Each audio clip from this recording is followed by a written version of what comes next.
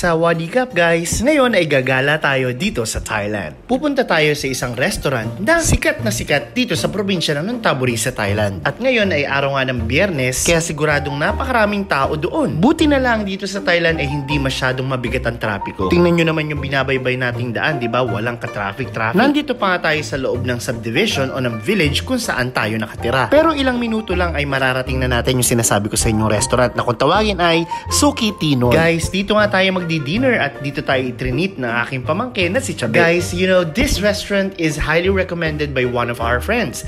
Dahil nga sulit na sulit daw at murang-mura pa. Siyempre, ang una nating gagawin ay humanap ng parking area. At pag nakahanap na ng parking area, dito na tayo, pasok na tayo, tuloy po tayo. Kailangan na natin mag-register para tayo ay makakuha ng queue dahil sobrang dami na nag-iintay na mga tao. Though marami nga mga nakapila pero napaka-organized at systematic na kanilang mga pamamalakad. At ang nakuha nga natin queue ay C012 o C12. Ang Suki Tinoy nga pala ay isang buffet restaurant. Dito nga sa Thailand guys ay lahat ng iba't ibang mga uri ng restaurants ay makikita mo. At ipapakita ko lang sa inyo kung gaano kadami yung mga tao na nag-iintay para sa kanilang turn na makapasok at makakain sa loob ng Suki Tinoy. Pero akala ko nga na ang waiting o ang pag-iintay ay matagal. Pero guys, ang bilis lang. Mga 10 minutes lang kami nag-iintay ay tinawag na ang aming number na C12. Kaya tara guys, pasok na tayo. Napakaluwag at sobrang spacious nga ng loob at ang daming mga robots na nagsiserve. So, hindi lang mga tao ang nagsiserve dito. May mga robots din. Social, no? Tama ang chismis, guys. Ito talaga yung isa sa mga may enjoy nyo kung magbabiyahe kayo dito sa Thailand.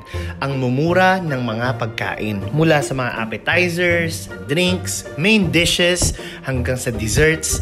Ang sasarap talaga ng mga pagkain dito sa Suki Tinoy. Dito nga pala sa loob ay iba't ibang klase at iba't ibang mga sizes ng mga tables at upuan ang makikita at pwede mong upuan. Pero guys, depende yan kung ano nga yung pinaregister nyong table. Dahil depende lahat yan kung ilan kayong kakain dito. Tingnan nyo naman ang ganda ng ambience dito. Kung mahilig kayo sa picture-picture ay tamang-tama sa inyo to. Air-conditioned at napakalinis ng lugar. Ito at binigyan na tayo ng mga bowls, mga plates at yung mga gagamitin natin sa pagluluto.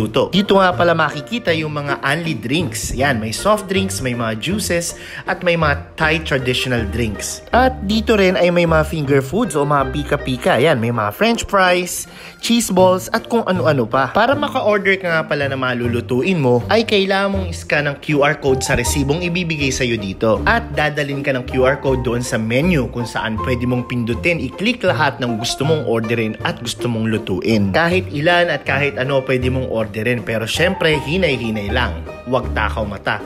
Kung ano lang yung kaya mong kainin, yun lang yung orderin mo dahil hindi rin pwede magtira. At hanggang dito lang mga guys. Huy! Salamat nga pala sa aming pamangking si Chabe sa pagtitreat. Happiest birthday, Chabe! Muli mga guys, salamat sa pagsuporta at sa patuloy na panonood ng aking mga vlogs. Huy! Salamat po! Kap kun kap!